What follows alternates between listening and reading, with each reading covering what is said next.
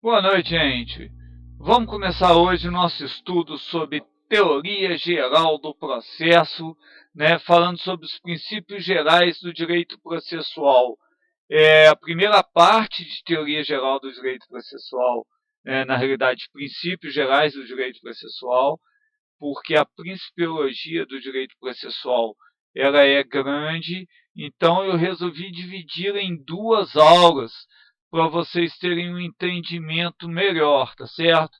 Tá aí a parte um, né, que nós vamos começar a falar hoje, e na próxima aula a gente termina essa questão de teoria geral do processo. Eu queria pedir a vocês, tá certo, que além da videoaula, vocês também observassem os links que a gente vai passar para vocês aí, para vocês darem uma lida. Não que seja obrigatório, gente, por favor, não é isso. Mas assim, quanto mais conhecimento vocês tiverem, melhor. E a ideia, se vocês tiverem oportunidade, é que vocês também pesquisem em outras fontes. Vamos trazer para a nossa aula e para o nosso webinar um debate, né, sobre essas fontes, dúvidas. Vamos tentar aí aumentar o nosso leque de participação, tá certo? Lembrando que assim, vocês são os autores da vida de vocês. Então, por favor, não transmitam para mim a responsabilidade de torná-los, né, sábios em direito. O direito ele está em constante formação e quanto mais a gente pesquisa, mais a gente sabe.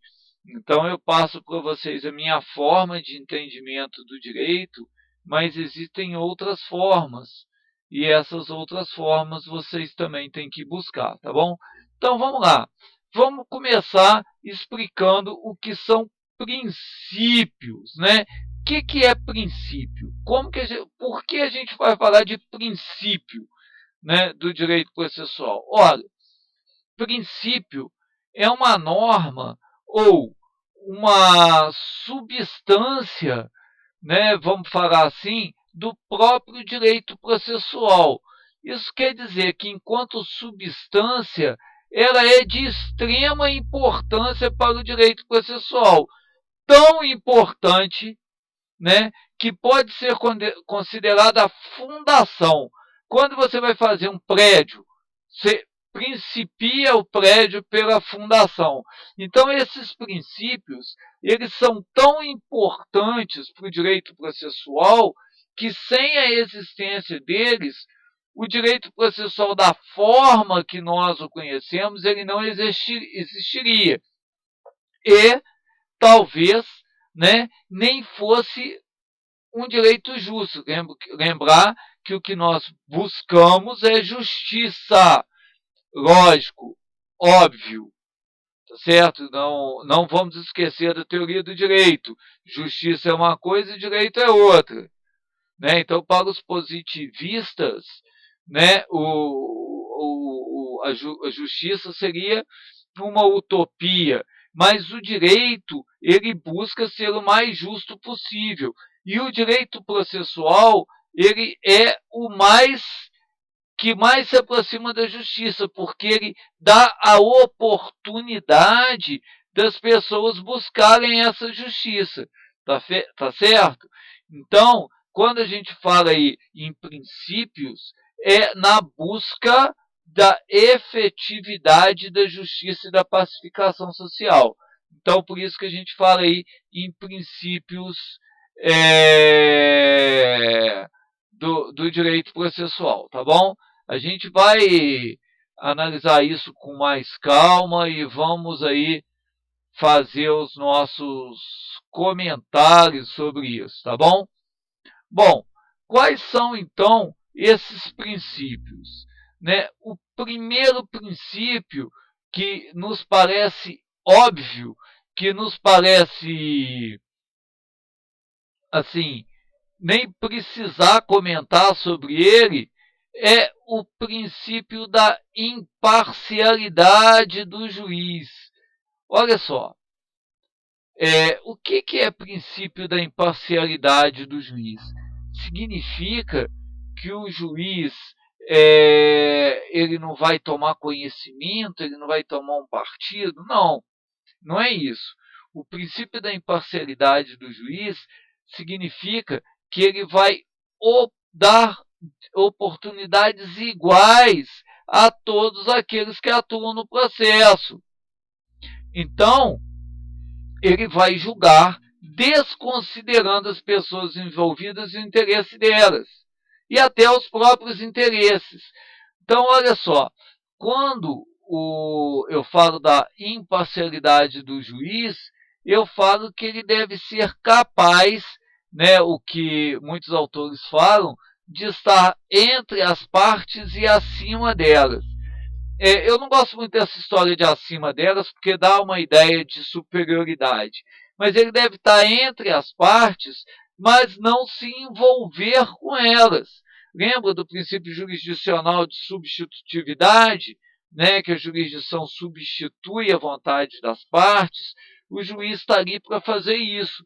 Então ele deve ouvir uma parte e ouvir a outra. Para isso ele tem que ser imparcial, ele não pode ter interesse, né, na ação, ele não pode ter interesse na causa, ele não pode ter interesse nas pessoas que participam da ação. Então, ele tem que ser capaz, né, de respeitá-las e de ouvi-las com a mesma probidade, com o mesmo interesse, com o mesmo carinho na busca da verdade. Ora, para garantir essa imparcialidade do juiz, ele tem algumas garantias constitucionais que estão lá no artigo 95 da Carta Magna. Entre, né, elas, o direito da inamobilidade. O que significa isso? Se um juiz julgar uma ação contra um político, contra alguém de influência na sociedade, ele não vai ser transferido em decorrência disso. Né? Ele tem a garantia de que ele pode efetuar o julgamento contra o Estado, contra a União, contra outro juiz, contra um político, que ele não será nem exonerado do cargo, nem transferido em decorrência dessa sua decisão. Tá certo? Então, isso é muito importante para o juiz, é muito importante para o juiz. E ainda, em questão aí de garantir a imparcialidade do juiz, existem considerações, né, existem casos em que o juiz não pode atuar, né, que são os casos de impedimento e os casos em que ele não deve atuar, que são os casos de suspeição. Então, olha só, tudo isso para garantir a imparcialidade do juiz. Então, olha só, se o próprio juiz diz que ele não tem condições de julgar, e ele pode fazer isso por questões de impedimento ou de suspeição. Então, vamos aí colocar a seguinte situação: o juiz da comarca tem uma ação para julgar e a esposa dele é advogada de uma das partes, ou o contrário, a juíza, né? E o marido dela é advogado de uma das partes. Ora, ela tem um impedimento. Ela foi advogada do cara de uma das partes lá, atuou num processo há 10 anos atrás, e agora ela está no tribunal. E esse processo chegou o recurso para ela. Ela não deve atuar, né? Também é uma causa de impedimento. Então é muito importante a manutenção da imparcialidade do juiz. Essa imparcialidade, ela ocorre, né? Ela deve ocorrer, e quando uma das partes percebe que não existe essa parcialidade, que não existe a imparcialidade do juiz, ela pode, a própria parte, alegar a suspeição. Né? Então, às vezes em uma audiência, um debate entre o advogado e o juiz, criou-se uma animosidade, o advogado pode alegar aí a suspeição do juiz, tá certo? E se ele achar que é conveniente, se ele achar que o juiz não tem condições de julgar o processo de forma imparcial. O outro princípio que a gente tem aí é o princípio da isonomia ou da igualdade, né, que significa que todas as partes terão a mesma consideração, as mesmas oportunidades no processo. Ora, é óbvio, né, que a nossa sociedade ela atua, ela existe diferenças, né, de cunho social, de cunho ideológico, de cunho cultural. Isso tudo influencia na questão da isonomia ou da igualdade processual, até para a percepção dos riscos processuais. Então, o que acontece? Nós temos, muitas vezes, que, para garantir a isonomia, proporcionalizar o direito, né? O direito brasileiro ele tem normas que fazem essa proporção do direito. O que a gente chama de proporção? Ela gera uma desigualdade para garantir a igualdade. Então, vamos dar o exemplo aí do direito consumidor. No direito do consumidor, o consumidor é posto, né, e é tido como hipossuficiente em relação ao fornecedor. Ou seja, os meios econômicos e culturais, tecnológicos do consumidor são menores do que o do fornecedor de produtos e serviços. É real isso? Sim, é. Então, o que acontece? Vem o direito e fala da inversão do ônus probatório quando as alegações do consumidor, forem verossímeis e for difícil a prova do que ele está alegando. Aí o que o direito consumerista faz? Ele inverte o ônus da prova. Ao invés de o consumidor provar o defeito, deve o fornecedor provar que não tem defeito. O que fez com isso? Ele restabeleceu a igualdade. Ora, o consumidor ele não tem know-how tecnológico, né, para poder provar o defeito. Mas o fornecedor tem? Tem. Então, o fornecedor que prove que não tem defeito. O que acontece com isso? Deixa de ser a isonomia formal, aquela de que todos são iguais perante a lei, para passar a uma isonomia material, uma isonomia efetiva, em que as oportunidades processuais são iguais. É lógico, gente, que não basta, né, dizer assim, eu quero a inversão do ônus da prova.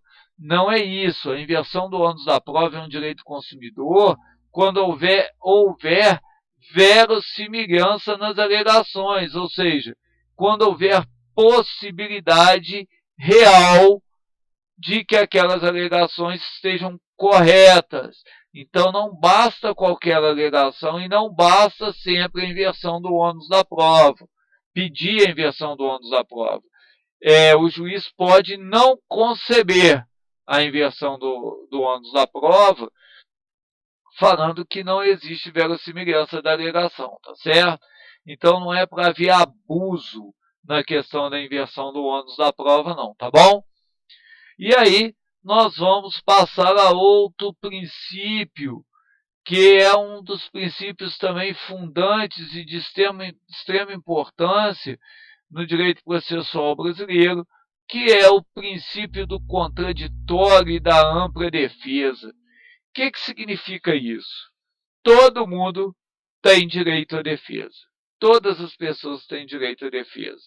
De qualquer processo, né? Não é só no criminal, qualquer processo. E ao contraditório, ou seja, eu tenho que ter conhecimento de tudo que aquela pessoa com quem eu estou litigando diz a meu respeito, e eu tenho que ter oportunidade de oferecer contraprova ou contra-razoar, né, contra-argumentar o que ela está falando. Então, o princípio do contraditório da ampla defesa, ele estipula isso, que todos devem ter esse direito. É lógico que o princípio do contraditório, ele é amplo, ele é irrestrito, mas ele encontra alguns limites. Então, não é possível, por exemplo, que uma pessoa, alegando o princípio do contraditório e da ampla defesa, descumpra o prazo processual de contestação, de réplica, de tréplica, querendo apresentar isso a qualquer momento e tumultuando o processo. Não é essa a ideia. A gente vai ver também que existe um princípio chamado princípio de lealdade processual. Nós vamos estudá-lo mais tarde. Então, o princípio do contraditório diz que eu tenho que ter oportunidade de contraditório, oportunidade de ampla defesa. Mas, principalmente no direito civil, no processo civil, eu posso abrir mão de apresentar defesa? Posso. Vou ser dado como confesso, né? Vai haver uma confissão ficta, ou seja, fictícia dos fatos alegados. Olha só, não é confissão quanto ao direito, é confissão quanto aos fatos, tá certo? Por quê? Porque o direito quem vai aplicar é o juiz. Agora, no direito processual penal, não existe a possibilidade de o réu abrir mão da sua defesa, deixar correr em habeas. Né? Em habeas significa assim, sem manifestação em branco, né? O prazo de defesa. Se ele fizer isso, o juiz é obrigado a nomear um defensor para ele, que deve fazer uma defesa técnica. Até tem uma questão interessante quanto ao princípio do contraditório, que é o que ocorre nos casos de tribunal do júri, que o juiz, entendendo que a defesa técnica não foi boa o suficiente, não bastou ao réu, ele pode anular o júri e determinar a realização de uma defesa técnica, tá certo? Dando prazo ao réu para apresentar um novo defensor ou nomeando-lhe defensor público, se o réu não tiver condições de pagar o seu próprio advogado. Então, olha só, como que o direito contraditório e a ampla defesa é importante. No direito penal, ninguém será processado sem defesa. Aí vamos voltar aí ao que o pessoal fala assim, mas é um absurdo. O advogado criminalista, ele defende uma pessoa que ele sabe que cometeu um crime. Se ele não a defender, ela não pode ser processada. Alguém tem que defender. Tá certo? E a defesa, gente, é importante a gente frisar isso, do crime, não requer sempre absolvição. Tá certo? Não é um filme americano romantizado. Ela pode apenas evitar o abuso de direito do próprio Estado contra o réu. Tá certo? E aí vamos partir a um outro princípio aí, que é o princípio da ação. Então, olha só, o que é isso? O que é esse princípio da ação? Esse princípio da ação, ele diz o seguinte, que como nosso país ele adota um processo acusatório e não inquisitório, né? Então aí nós vamos lembrar do princípio da inércia, que eu já falei quando a gente estava tendo aula presencial, né? Não sei se vocês vão lembrar, no princípio da inércia, que o juiz está lá paradinho, esperando ser provocado, né, para agir. É exatamente esse. Como no Brasil nós temos o princípio acusatório, né, e aí vamos explicar isso. O princípio acusatório significa que uma parte interessada deve acusar a outra de algum ato, tá certo? E a outra vai se defender. Quando a gente fala em princípio inquisitório, significa que o próprio julgador pode dar início ao processo. Ora, isso é